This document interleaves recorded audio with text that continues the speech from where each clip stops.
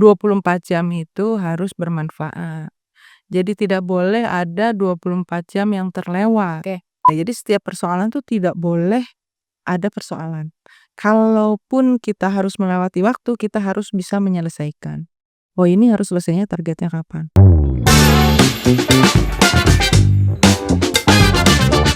Hai hai hai, halo semuanya. Kali ini aku mau ngobrol bareng santai sama Ibu Dokter Tresnawati dalam segmen ngobrol bareng, ngobrol santai tapi menginspirasi.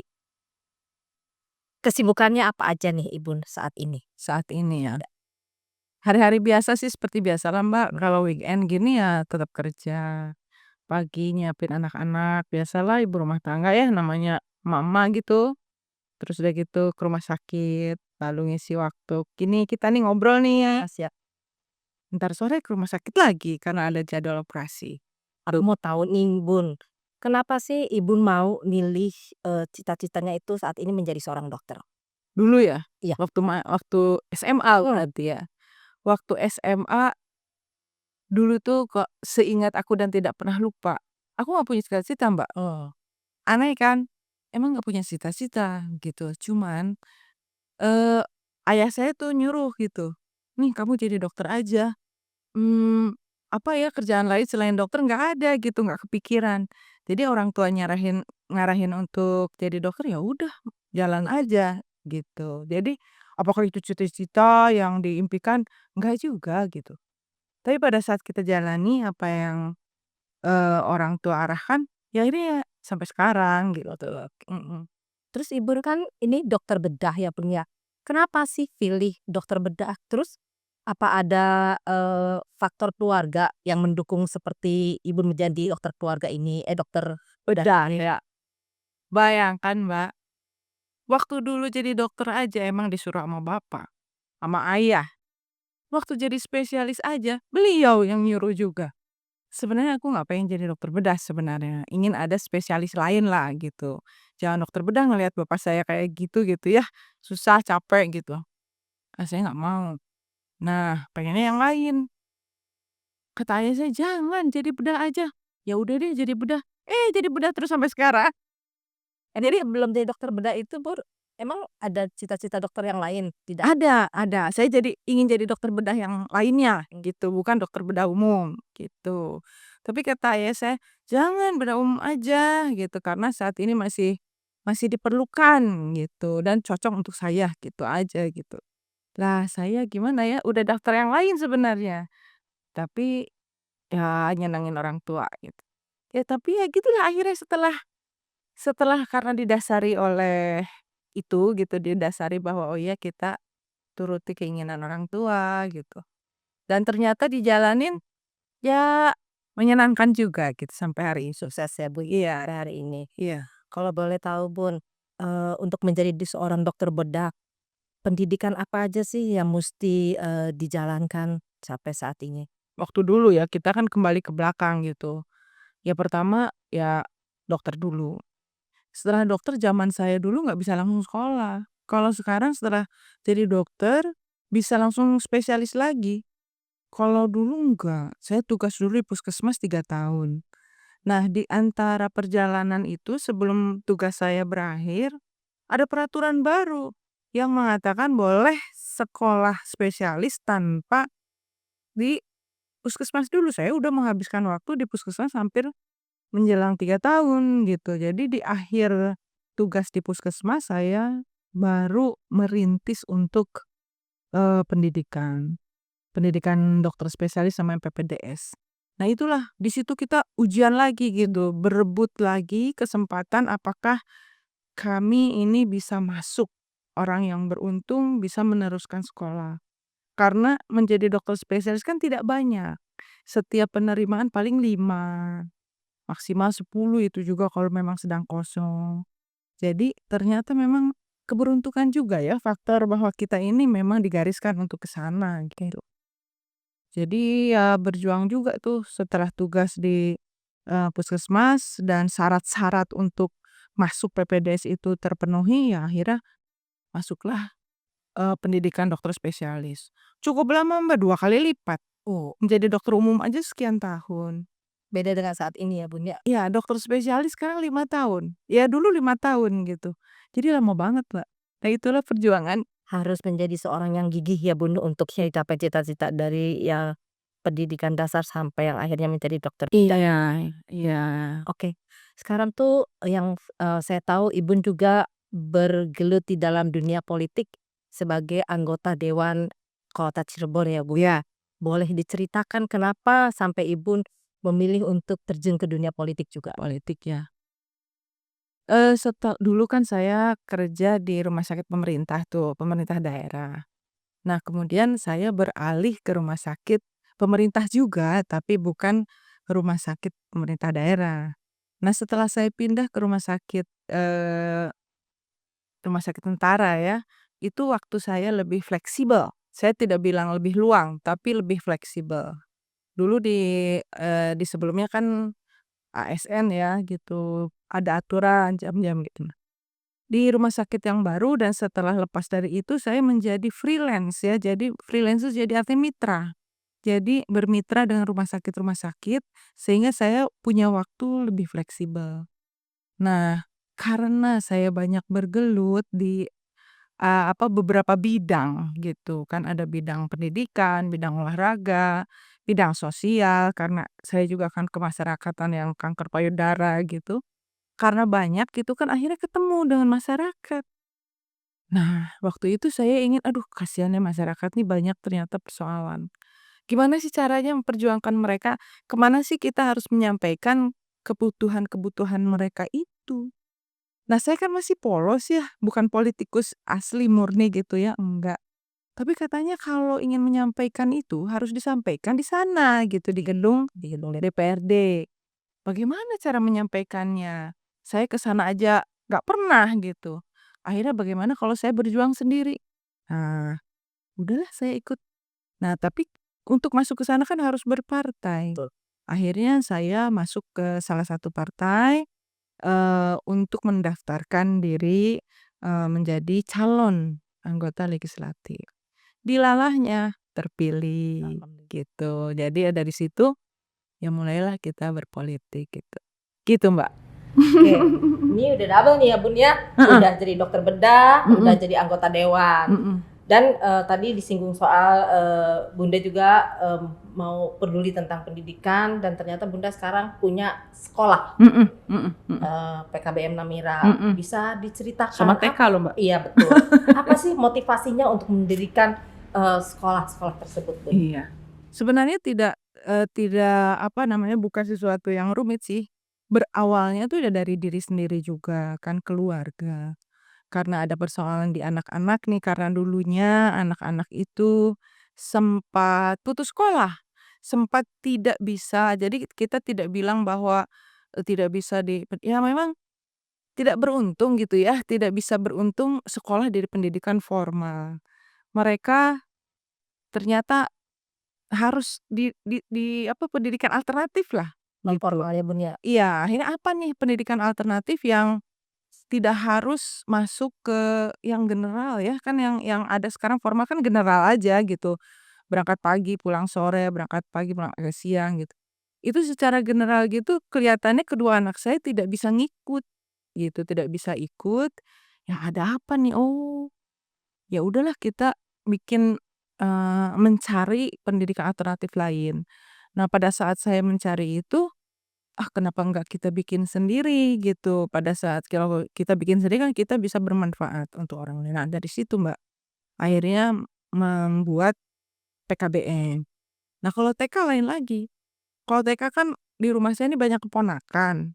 Di rumah saya banyak keponakan, waktu itu banyak anak-anak karyawan yang pada main juga di sini pada saat di rumah rame gini, "Ngapain rame main-main gitu, udahlah bikin PAUD," gitu. Nah, pada saat bikin PAUD ternyata ada orang yang mau, "Udahlah bikin TK aja." "Oh, ya udah deh," gitu, kita ikut, akhirnya jadilah TK Namira gitu, Mbak. Oke. Menarik ya, Bun, setelah Ibu punya sekolah TK, TKBM segala macam gitu, yang berbasis dunia pendidikan. Bisa diceritakan nggak sih, Bun, pengalamannya mengelola, sekolah itu, dari TK atau PKBM-nya Iya, tersebut? pengalaman ya. Iya. Tidak gampang sih, Mbak, ya sebenarnya kan karena pendidikan itu harus berkualitas sih nomor satu ya. Betul. Satu, ingin hasilnya berkualitas. Nomor satu kalau ingin berkualitas ya badan, sekolahnya tuh harus terakreditasi dengan syarat-syarat yang layak Betul. gitu. Nah, untuk membangun itu tidak gampang, tapi memang tentu tidak sesulit kalau kita mendirikan sekolah formal. Kalau, pendidikan non formal itu tidak sesulit itu, gitu. Nah, dirintislah mulai perizinan, waktu itu kan ada juga teman saya tuh yang nganterin ke distrik ya. Saya minta bantuan teman saya itu, "Gimana sih bikin PKBM?" Gitu lah, teman saya tuh nganterin ke distrik. Nah, teman, "Yuk kita bikin." Nah, akhirnya berdirilah gitu dengan ya bukan susah payah ya, ya perjuangan lah gitu, perjuangan sampai akhirnya sekarang memasuki tahun ke-6 ya, tahun ke-6 gitu. Gitu, Mbak. Oke, siap. Mhm. Jadi kalau, boleh saya simpulkan ya, Bu, kesibukan Ibu itu termasuk banyak, bedah ya, pebisnis, punya sekolah, nggak bisa dihitung 5 jari nih, Bu, lebih dari 5 jari. Itu cara menyeimbangkan waktunya itu gimana sih, Bun? Jadi semua aspeknya itu bisa terkontrol, istilahnya seperti itu. Iya, iya. Yang jelas saya kerja nggak sendiri, Mbak, gitu. Semua tuh pasti tidak akan sendiri. Cuman ada pendapat saya gitu yang ada di dalam pikiran saya bahwa 24 jam itu harus bermanfaat. Jadi tidak boleh ada 24 jam yang terlewat. Oke.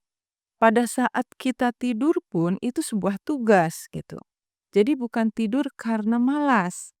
Kita tidur karena kita harus istirahat, harus merehatkan badan kita. Jadi tidur tuh sebuah tugas gitu. Nah, 24 jam yang ada gitu, dari menit ke menit, dari jam ke jam tuh harus selalu ada. Jangan sampai kita tidak tahu jam ini sampai jam ini mau ngerjain Oke. apa gitu. Nah, akhirnya karena kesibukan ini sudah terbiasa membagi waktu. Bangun tidur, salat malam ya, sholat subuh, olahraga, masak, dan terus akhirnya day by day seperti itu, gitu. Jadi sudah manage waktunya. Nah, karena padatnya waktu, saya selalu ingin menyelesaikan setiap termin waktu itu selesai. Jangan sampai harus gitu, perpanjangan waktu ini nggak selesai. Karena saya tahu kalau nggak selesai balik lagi susah Betul. ngatur waktunya. Jadi setiap ini selesai, ini selesai, ini selesai. Jadi setiap persoalan tuh tidak boleh ada persoalan. Kalaupun kita harus melewati waktu, kita harus bisa menyelesaikan. Oh, ini harus selesainya targetnya kapan, gitu, Mbak. Berarti, eee, pasti ada ya, Bun, ya, ditemukan satu kesulitan dari semua kegiatan Ibu itu, bagaimana cara menghandle atau mengatasinya, kesulitan tersebut? Jadi yang itu tadi saya bilang, saya tuh tidak sendiri, Mbak, tidak sendiri. Ada tim ya, Bun, ya? Ada tim, ada tim rumah gitu ya, ada tim KBM, ada kawan-kawan saya yang banyak mendukung gitu. Dan alhamdulillah semuanya itu kan sefrekuensi nih. Udah tahu sifat saya seperti apa, tujuan seperti apa. Jadi mereka kadang-kadang selangkah lebih maju. Udah tahu saya misalnya jam segini tuh butuh ini, mereka tuh udah, "Oh iya, udah terbiasa," gitu. Nah, mereka juga jadi terbentuk gitu, terbentuk bahwa semua waktu harus harus terencana, harus baik gitu. Gitu. Oke. Sejauh ini, pencapaian apa yang bisa Ibu banggakan untuk saat ini? Yang paling dibanggakan? Apa ya, Mbak, ya, yang paling dibanggakan? Setiap saat kita kan rasanya tidak ada persoalan atau tidak ada pekerjaan yang tidak sosial ya, Mbak, ya. Tidak ada yang sosial, semuanya sosial gitu, dari dokter, yang paling bangga apa ya, Mbak? Aduh. Mungkin saat ini PKBM bisa menghasilkan anak-anak yang tidak beruntung sekolah formal, terus mereka bisa mendapatkan pendidikan, mungkin itu barangkali saat ini PKBM. Karena kalau itu lebih bisa terwujud usaha manusia. Kalau dokter tuh lebih lebih banyak pertolongan Tuhan sih. Nolong yang Iya, iya. saya bukan tidak bangga jadi dokter gitu, tapi itu hanya sebagian kecil saja gitu, sisanya adalah qadarullah gitu. Nah, kalau PKBM jadi pendidikan itu ya menjadikan mereka mendapatkan kesempatan belajar kembali, mencoba untuk meraih masa depan mereka melalui pendidikan nonformal, rasanya itu lebih bangga gitu. Generasi penerus bangsa ya, Bun, ya. Gitu. Dengan semua kesibukan Ibu, apa sih peran keluarga Ibu mendukungnya seperti apa? Peran keluarga ya. Peran keluarga. Mungkin ya kalau ayah saya masih ada, pasti beliau yang paling paling support gitu, paling support. Saat ini ya, sebenarnya kalau support keluarga itu karena mereka banyak mengalah, Mbak. Kalau merekanya tidak menuntut ya, kalau merekanya banyak menuntut saya nggak bisa begini gitu. Tapi karena banyak mengalah kan, mengalah mereka itu adalah support mereka kepada saya gitu. Karena tahu apa yang dikerjakan bukan sesuatu yang aneh, bukan sesuatu yang tidak baik gitu. Ya sekarang yang ada di keluarga saya semua mendukung, ibu, anak-anak, adik kan, itu semua mendukung kegiatan saya. Nah khususnya kepada anak-anak dan kepada ibu saya, ya mereka mengalah, mengalah tidak ketemu kan gitu, Mhm. ketemunya cuman malam. Tahan rindu. Iya gitu, ada perlu malah susah, kalau ada keperluan ke asisten aja gitu kan, itu bagian daripada bahwa mereka tidak bisa bertemu dengan ibunya, tapi semua bisa, diselesaikan persoalannya, gitu. Jadi support keluarga itu ya mengalahnya mereka siap. Oke, ini pertanyaannya adalah gini, Bun. Untuk mencapai semua ini tuh kan bukan hal yang gampang ya, Bun, ya. Momen penting apa yang ngebentuk Ibu bisa seperti saat ini? Mmm, momen ya, Momen penting. momen penting ya. Eee, kadang-kadang kalau inget itu suka pengen nangis nih, Mbak, ya, tapi janganlah. Jadi, saya tidak tahu kenapa ayah saya itu nyuruh saya pergi, gitu, nyuruh saya pergi untuk sekolah. Karena saya bingung kenapa saya harus pergi gitu, sementara di sini beliau nih butuh saya gitu. Waktu dulu kan ada usaha rumah sakit gitu. Nah, kenapa saya disuruh pergi? "Ayo pergi ke sana, ke sekolah jadi spesialis," gitu. Nah, ternyata memang mungkin beliau tahu gitu bahwa saya ini orangnya kayak gini, harus jadi dokter dokter spesialis. Nah, pada saat, saya selesai sekolah, ayah saya sudah sakit gitu, sudah sakit. Saya berdoa supaya diberikan waktu, apakah bisa, apa namanya, sekolah kalau nangis gimana? Apakah saya bisa diwisuda gitu ya, diwisuda selama bapak saya masih ada. Tapi alhamdulillah bapak saya masih ada gitu, sempat sempat, ikut wisuda. Nah, pada saat saya selesai pulang, nah beliau sudah nggak bisa lagi bekerja karena beliau juga dokter bedah juga. Jadi pada saat saya pulang beliau sudah nggak jadi dokter bedah lagi, dilanjut oleh saya. Nah pada saat sakit yang berat itu, ayah saya bilang begini, eee, lagi sakit gitu, "Sini Teh," dipanggil saya Teteh, "Teh jangan lupa, tidak ada dokter bedah yang hebat gitu, tidak ada Tresnawati yang hebat.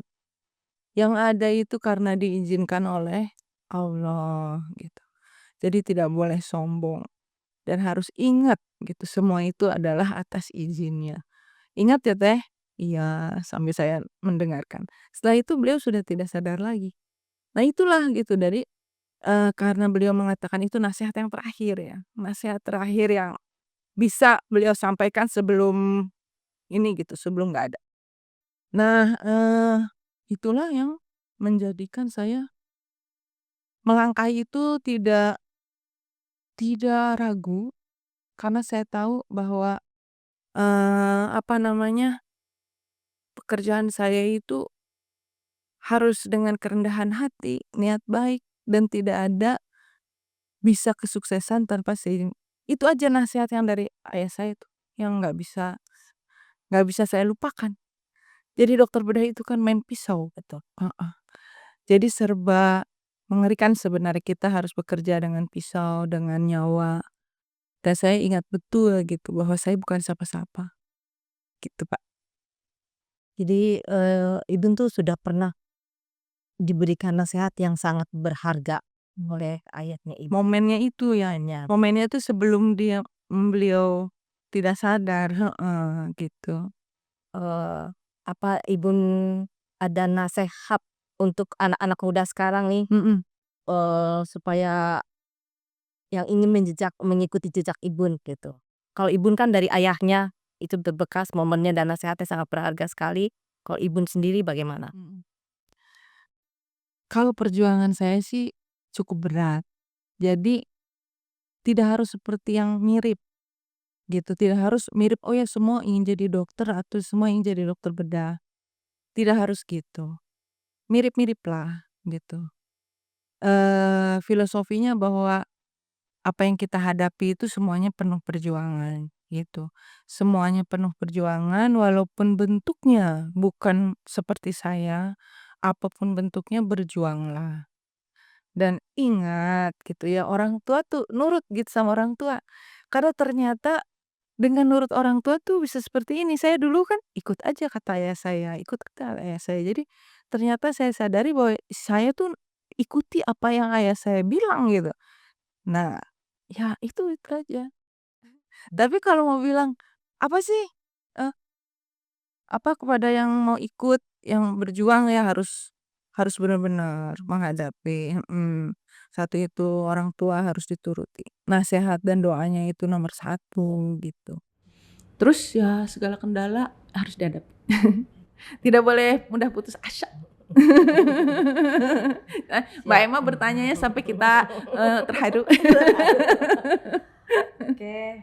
Sekarang, nggak kerasa udah banyak banget informasi yang Ibu berikan tentang dokter bedah, tentang perpolitikan, dunia pendidikan, dan juga momentum penting Ibu selama Ibu hidup. Tapi sayangnya sekarang sudah di ujung segmen, teman-teman, terima kasih Ibu atas waktu sharing-nya bareng kita di sini. Untuk penonton semua jangan lupa like, komen, dan subscribe, dan share video ini supaya makin banyak orang yang terinspirasi. Terima kasih Ibu, Siap, Mbak Emma, makasih. sampai jumpa.